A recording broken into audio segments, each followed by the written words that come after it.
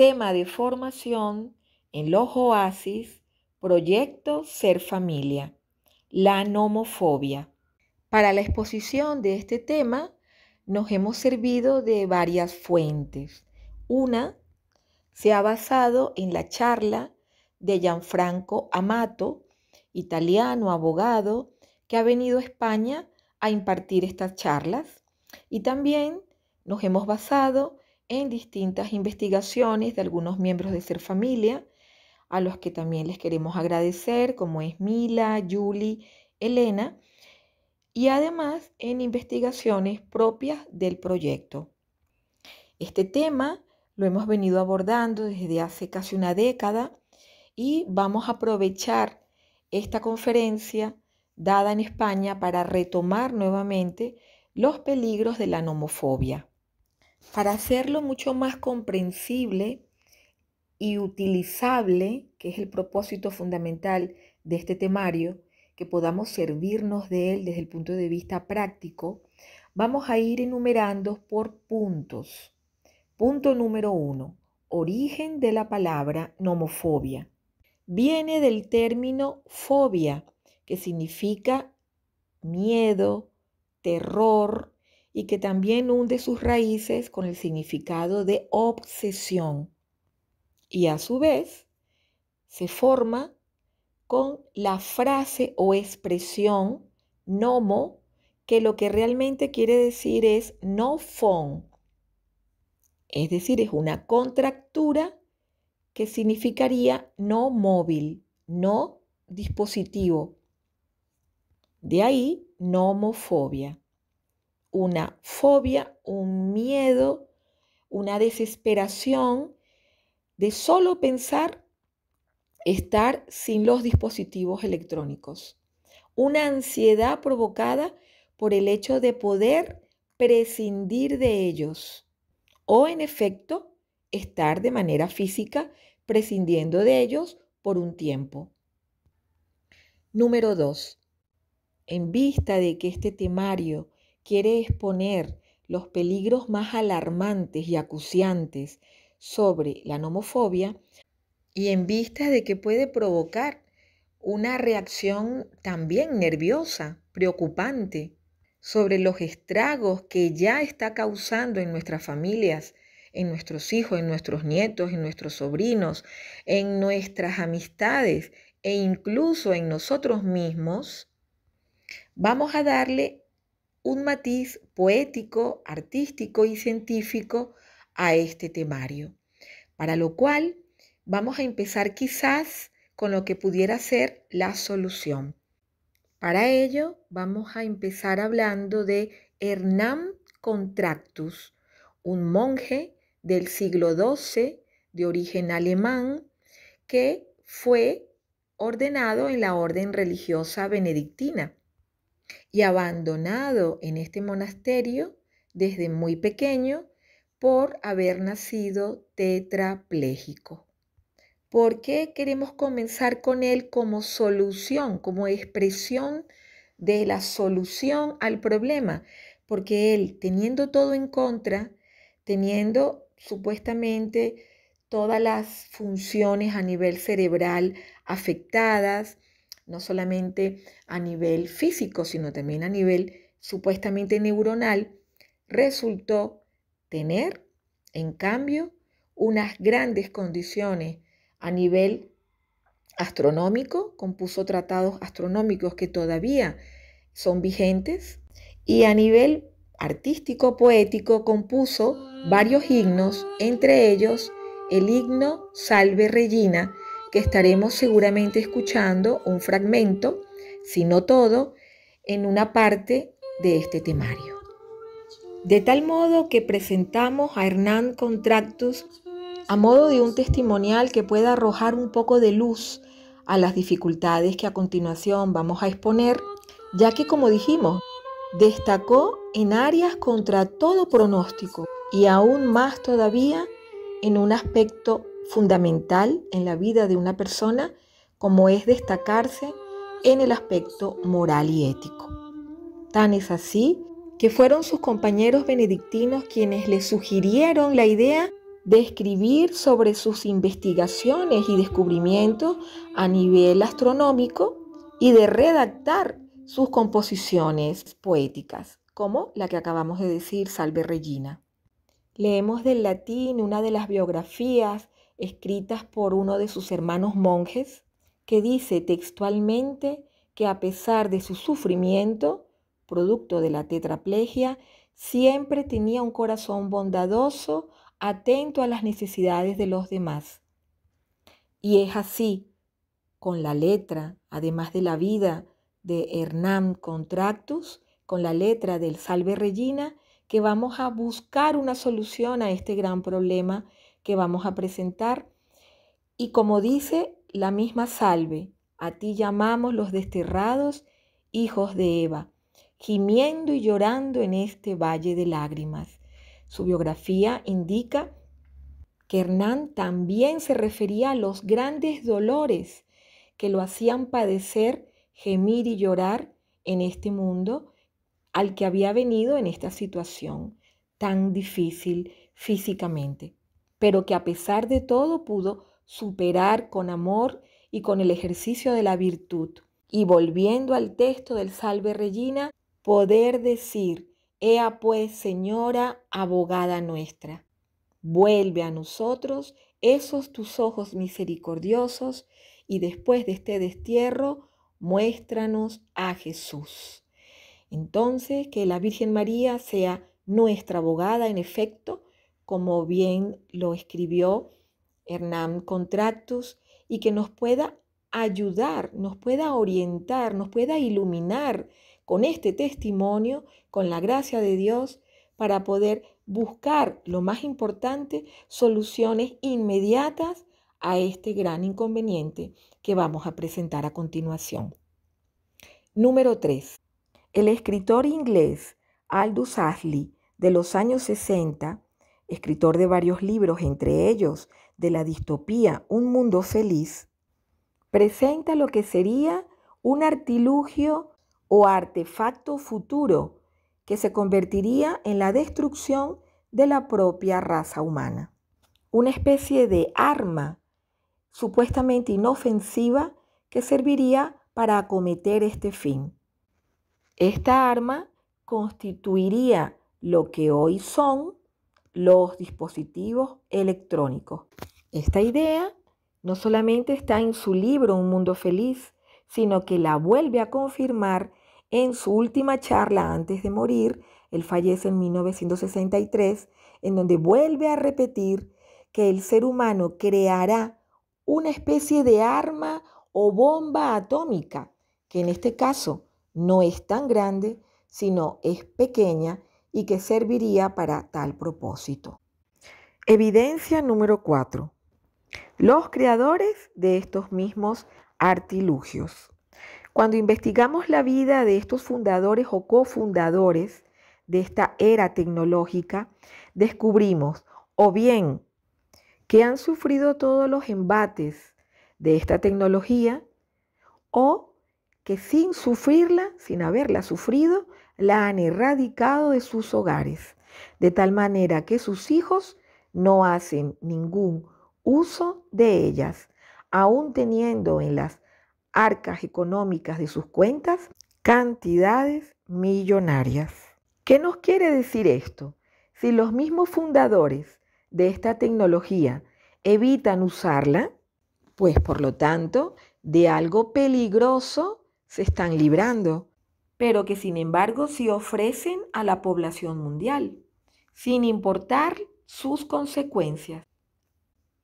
Esto también evidencia que no hay ni hubo un código deontológico, unos lineamientos morales que puedan poner un freno a esta revolución electrónica de consumo masivo. Hagamos un breve repaso de sus autores. En primer lugar, vamos a nombrar a Bill Gates y a Paul Allen, fundadores y cofundadores respectivamente de la empresa más grande a nivel tecnológico del mundo, la empresa de Microsoft, que diseñaron, como recordamos, sistemas operativos y software que permitieron la conversión de los grandes ordenadores a los ordenadores personales. Los asiáticos Ibuka y Akio Morita, fundadores de la empresa conocida por todos, la empresa Sony, que dieron las claves para la ingeniería de la TV LED o TV LED y posteriormente para lo que hoy sería la pantalla plana. Sigamos nombrando. Vintor Cerf, llamado el padre del Internet, porque creó el protocolo de base de las redes. Lamar, precursor de la Wi-Fi o Wi-Fi, del Bluetooth y del GPS o GPS. También podemos nombrar a Tim Berners, quien inventó el World Wide Web o creó las bases informáticas para la comunicación en red con navegadores web. Botcan, que creó lo que hoy llamamos la TCP o la IP, que simplemente es la interconexión en red, o sea, creador del Internet. Pues todas estas lumbreras de la revolución tecnológica, cuando se les visita, se les hace una entrevista en su hogar, carecen de cualquiera de sus grandes inventos. En su lugar existe bolígrafo, un lápiz, un cuaderno o folios y una abundante biblioteca. Todos estos artículos casi prehistóricos para nuestros hijos, nietos, alumnos, amigos y demás conocidos y muchos más desconocidos que pareciera que transitan un camino sin retorno. Hasta ahora hemos esbozado 4 elementos que sirven de evidencia para contextualizar el problema de lo más importante que vamos a hablar a continuación. Quinto punto, estructura cerebral y funcionamiento. En el ser humano vamos a destacar 3 partes fundamentales: la corteza prefrontal, el hipotálamo y la amígdala cerebral, que no tiene nada que ver con las amígdalas de la garganta. La corteza prefrontal es una parte del lóbulo frontal, como su nombre lo indica, del cerebro, que está justo detrás de la frente. Es fundamental para las funciones cognitivas superiores, porque tiene una acción profunda en lo que un ser humano piensa, siente y en cómo actúa. Funciones como la de la concentración, la planificación, la organización, la toma de decisiones, el razonamiento, por lo tanto, lógico a nivel de la elaboración de juicios, de proposiciones racionales que tienen que ver con nuestra realidad, con nuestros pensamientos, con nuestras ideas, sobre lo que pensamos de nosotros mismos, de los demás y de las cosas. También maneja las funciones que tienen que ver con la motivación, con el sentido que damos a las cosas, el propósito o despropósito en determinadas acciones de la vida. También afecta todo aquello que se relaciona con los impulsos, con las reacciones inmediatas en el ser humano, volviéndolas más mediatas, más racionales, más controladas, porque, como decíamos, uno de sus aspectos tiene que ver con la concentración, con la capacidad de organizarse, de atender a determinadas situaciones de manera específica.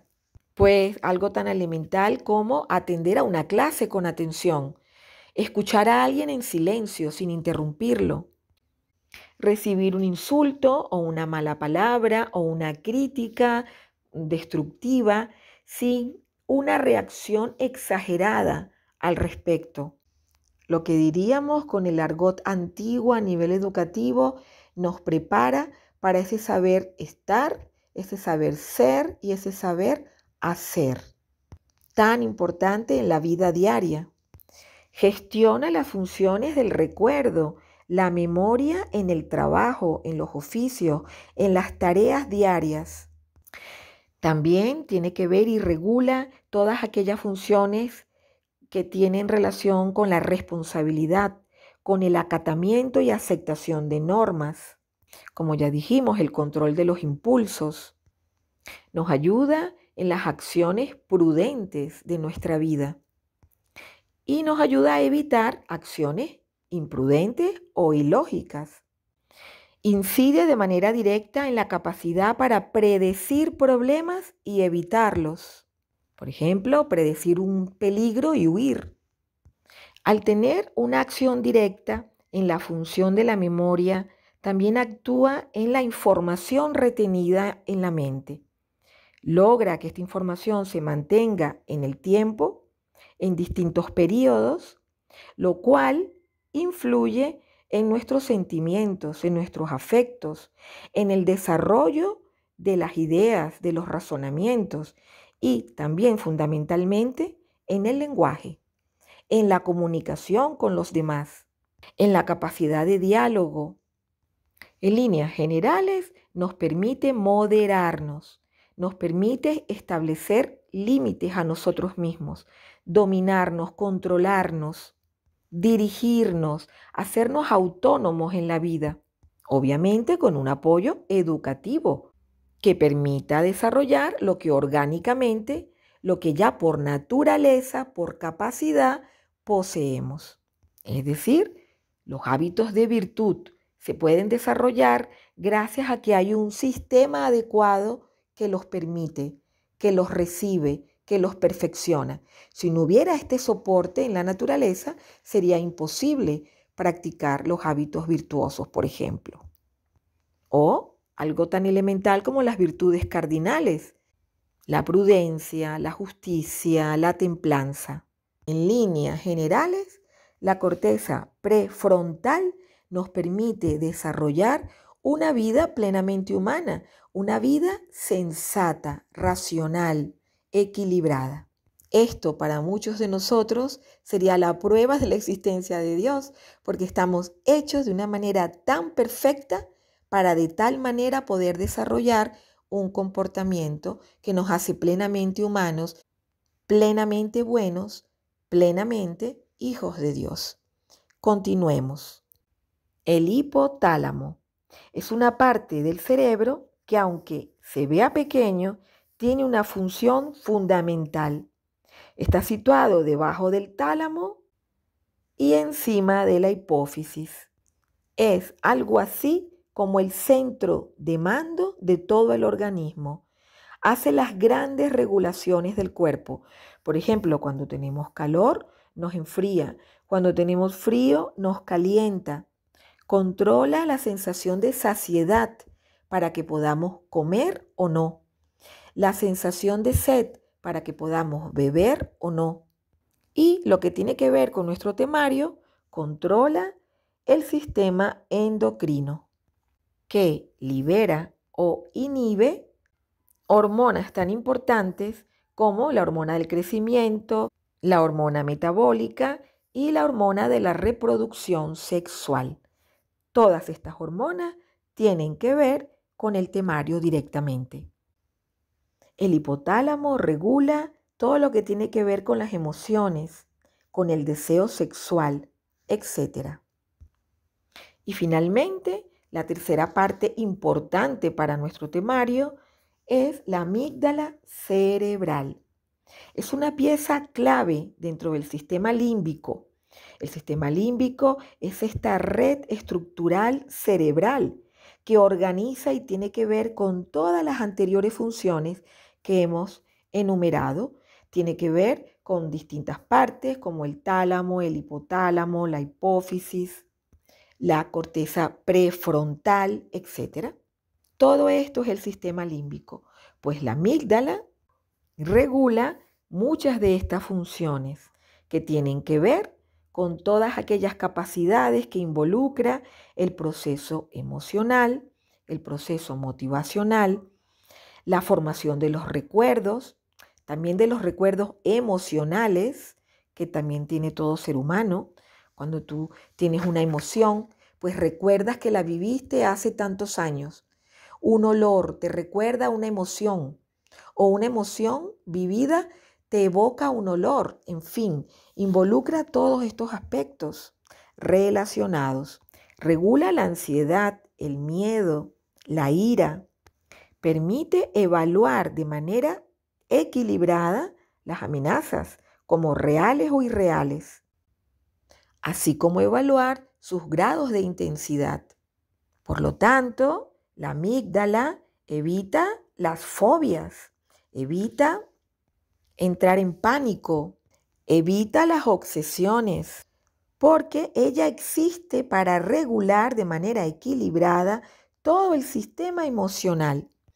Hace vívidos los recuerdos, pero con equilibrio, evitando los traumas. Es decir, evita, previene daños emocionales, psicológicos y mentales. Pues bien, dicho todo esto, y seguramente nos hemos quedado cortos, vamos al sexto punto, sexta evidencia.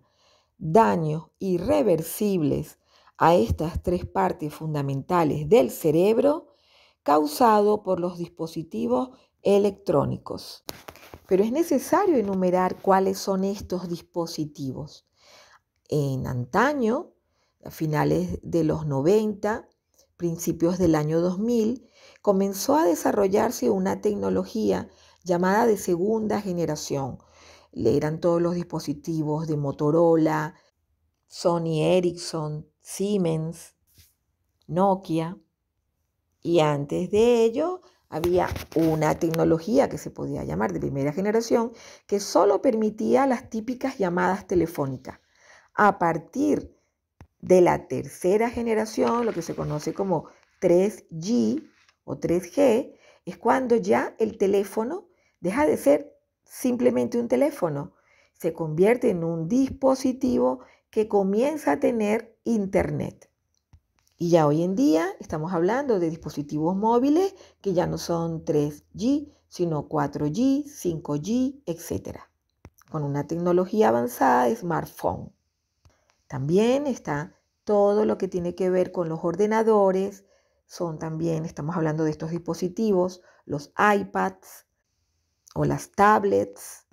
Estamos hablando también de toda la gran gama de la televisión smart, lo que se conoce Smart TV, en su forma LED o LCD, y todos aquellos dispositivos que hoy en día se dice que tienen pantallas, lo cual no significa que la tecnología 2G ya no comenzara a hacer daño con los dispositivos de Nokia, Motorola, Siemens, porque muchos de ellos ya comenzaron a utilizar desde mucho antes la luz azul, de la cual vamos a hablar a continuación, que es una de las luces que mayor daño hace a nivel cerebral, como lo vamos a explicar más tarde.